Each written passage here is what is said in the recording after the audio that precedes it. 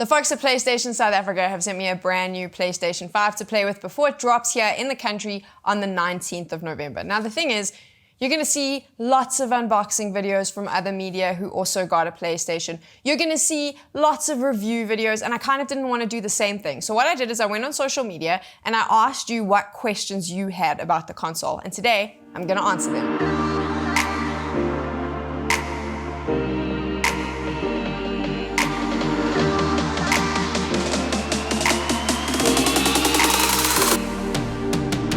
Sazi Radebe on Instagram asked if we can put a 2-liter Coke bottle next to the console to compare the size. I do not have a Coke bottle, but I have this bottle of milk.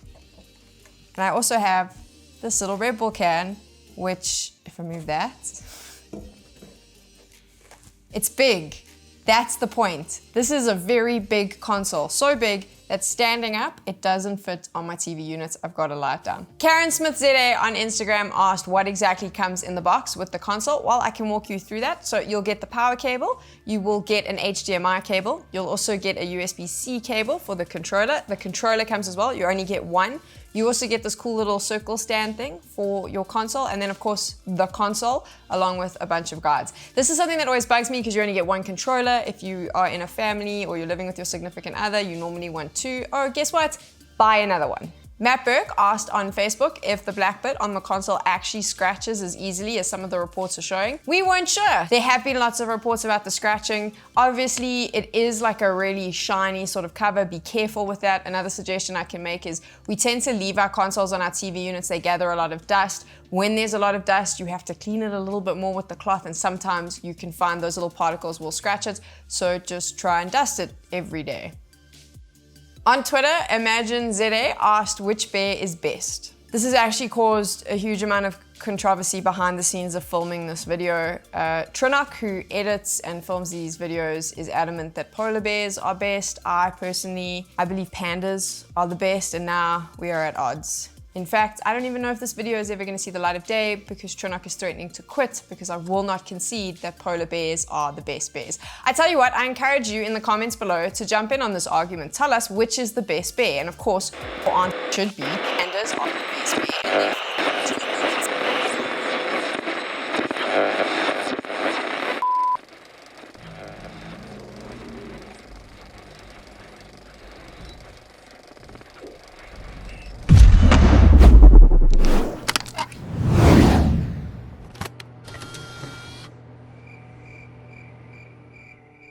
Ridwan Cotwell asked on Instagram if he could use PS4 discs on the PlayStation 5. Dylan on Facebook also asked a similar question, mentioning that he predominantly plays offline, and would he be able to load up his PS4 games and play them offline, or would he need more internet connectivity? So I'm gonna try and answer this one.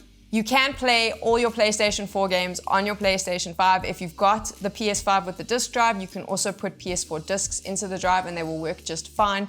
Obviously, you will need to connect to the internet to do updates on the console, but if the games can predominantly be played offline, you should be fine. On Facebook, Julian McDonald asked, do you need a 4K TV and all the latest tech, or will you still be able to enjoy the console on older generation tech? I've been using the PlayStation 5 on my 6-year-old TV that doesn't have any of the fancy capabilities that everyone keeps talking about. Obviously, the PlayStation 5 can output at 8K. There's lots of talk around this, and if the question is whether you need a 4K TV or not, obviously, if you want to get the benefit of those visuals, then yes, you need a 4K TV. But the truth is, even though the PlayStation 5 can output 4K at 120 Hz, most smart TVs will only be able to do 4K at 60 Hz.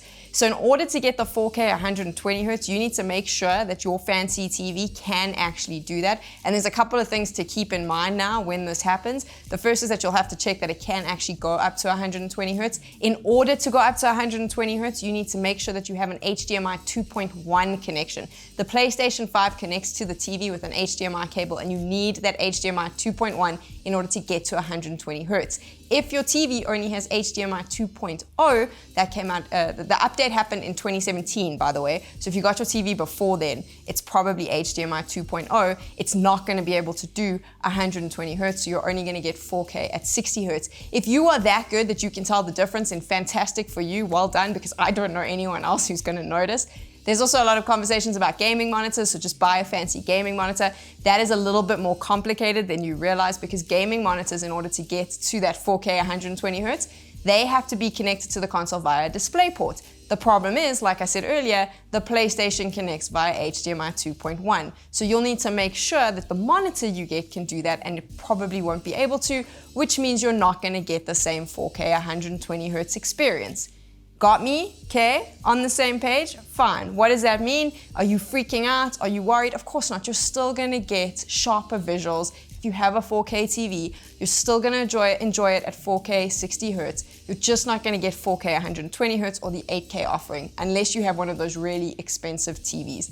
None of this actually matters, by the way, and I'll answer that and explain why I'm saying that in the next question. Safari's Davids on Facebook asked for a list of the best televisions and monitors to use to get the best experience out of the PlayStation 5 and was looking for a list. The issue with making a list of TVs and monitors that are optimal for the PlayStation 5 is that I don't really feel comfortable doing this because I haven't got hands-on with those TVs and monitors, and I'm probably not going to be able to, because the truth is most of those TVs are really big, really expensive, and no one's sending them into my house for 2 weeks for me to play on. It also is a really subjective conversation to have, because you may have a brand favorite that you love, so making a list can be a little bit difficult. I haven't gone about doing that. However, I think that in the previous answer, I kind of explained to you what you need to be looking at if you are looking to buy a new TV or looking to see if your TV is optimal for the PlayStation 5. But here's the thing, right? We can sit here and talk about 4K and 120 Hz and 60 Hz and 8K and all of that, but the truth is that is all just marketing speak and none of it matters.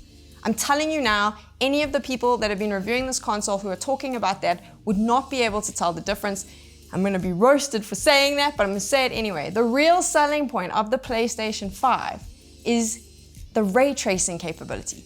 That's the thing we should all be looking at. Ray tracing improves the reflections and the lighting and the shadows, and you get a better visual in-game. It is going to change the way games are developed. We are going to see far more of this rolling out, and the usage of that is going to benefit us as we move forward with these new consoles. That is the selling point. And whether you're playing on a 4K TV or my 6-year-old little thing over here, you will benefit from ray tracing. Whoa!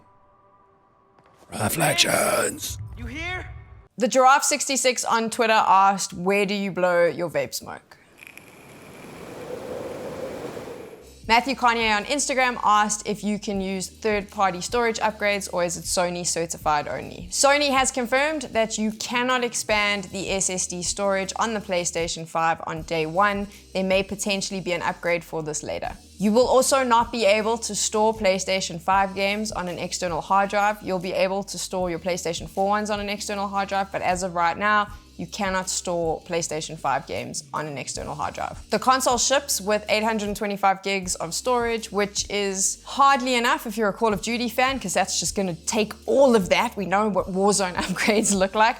But it also means you're probably gonna get roughly, I'd say 7 or 8 games, maybe if you're lucky. I think right now, a couple of my friends have about 5 of the latest new-gen PlayStation 5 games on their console, and it's taking up half the storage. So I would suggest, if you have a lot of PlayStation 4 games, is to push them onto the external hard drive, which you can then play them from. But unfortunately, when it comes to SSD storage, ain't gonna happen right now. And if it comes to moving your PlayStation 5 games off the console, ain't gonna happen either. On Instagram, Ashael Shem asked, on a scale of 1 to a McFlurry on a hot summer's day, what is the haptic feedback like on the controller? Wow.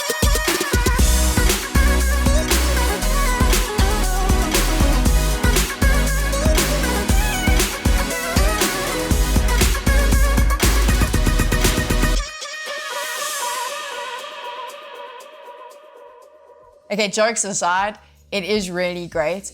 It reminds me a lot of the rumble technology that you kind of get on a Nintendo Switch controller as well. And it is fun. Like, I really like it. The haptic is really cool. I felt it a lot when I was playing some Spider-Man. When you throw out his webs, you feel it a lot. It's really rad. And again, a lot of questions came in about the haptic. I mean, I can tell you that it's cool, but until you feel it, it's really hard to explain. But it is cool, and it does give a benefit to the overall gaming experience. On Instagram, both Stephen the Hulk and Nikita Lotta asked where they can either pre-order or buy on launch day. This question came in a lot. Here's the problem, is that Sony came up with an idea where they wanted to push pre-orders predominantly because obviously with the pandemic, and it meant as well that I believe, and again this is not reported and there's no factual basis to this is just my opinion, I'm presuming with the pandemic it also meant that they shipped less consoles. Because of that, the moment pre-orders opened for the PlayStation 5 in South Africa, they were sold out within like a couple of hours. So you cannot pre-order for the day one console launch right now. Those pre-orders are booked, everyone will get their consoles, but you won't be able to order. There is a second drop that is coming just before December. It's reportedly expected that the second drop of consoles will land between the 16th and 20th of December. Bad news on that, if you did try pre-order, the pre-orders opened at 8 a.m. and at 8:05 they were shut. A couple of big retailers didn't open pre-orders, so I'm presuming they're still just confirming their console numbers and may potentially offer those pre-orders in the coming weeks. But for the second drop, it seems that as of right now, pre-orders are shut down, so you'll need to watch those retailer sites to make sure that if they launch, you can get in there. In terms of buying on day one, this has been really difficult to get information. So Sony has confirmed that they will release the list of retailers in South Africa that have day one consoles to buy in store on the day of launch. I have read multiple reports and multiple commentary from people suggesting that some stores have confirmed that they will have consoles on site in store on the launch day on Thursday, but as of yet, this is still unconfirmed. So here is my suggestion, and I know that this isn't helping you, and I really did try to answer this question, but it was difficult to get the information I needed. From a pre-order point of view, as of right now, as far as I am aware, it is only Kudu and Raru that have opened their pre-orders for the second batch. Those have been sold out. There hasn't been anything from the likes of Take-A-Lot and Incredible Connection and all the big guys. I'm almost 100% sure that they will open pre-orders for that second batch or alternatively have stock because it's just before the holidays. In terms of buying on Thursday, my suggestion is phone your favorite retailers that are nearby. Ask them if they're gonna have stock. They'll be honest, I'm pretty sure. I've heard via the grapevine that Musica is probably gonna have stock on site. But when I say stock, I'm talking maybe 3, 4, 5 consoles. So you need to get there early, but I would suggest phoning them up, asking if they have stock, or even driving to them and asking if they have stock, if they're gonna have day one stock. If they are, make sure you're there when doors open so you can grab one. These are like hen's teeth. That's the bottom line. The PlayStation 5 is like hen's teeth. Getting hold of it is gonna be really difficult. I think we're only really gonna see an influx of products after the December holidays, probably into January, February. So if you can get your hands on one now, great. I really do expect that that second batch will bring in a lot of consoles for the holidays. So fingers crossed, but for now, I will try and keep you updated on my social media. The moment I have information, I will try and get it to you. And I'm really sorry I couldn't answer this more effectively for you and really give you the answers you wanted. As of right now, you've just got to watch online and hope and pray that something pops up. That's it, basically. That is the video. I think that I've answered all your questions. I've tried as best as I can. If you have any more, you can drop them in the comments below. I will try and answer them. The console is great. It's tons of fun. I've been playing on it lots. I'm going to stream on it as well. It is very big. That came up a lot, and I'll say it again. It is huge. It takes up a lot of space, but it's great and it's fun. And obviously, if you're a gamer, you're going to want to get your hands on one. So hopefully, I've helped guide your purchasing decision. And yeah, I mean, I'm supposed to tell you to like and share and subscribe and all of that stuff. If you want to do that, cool. If you don't, like whatevs. It's so cringy saying these things, so I'm just going to end the video now.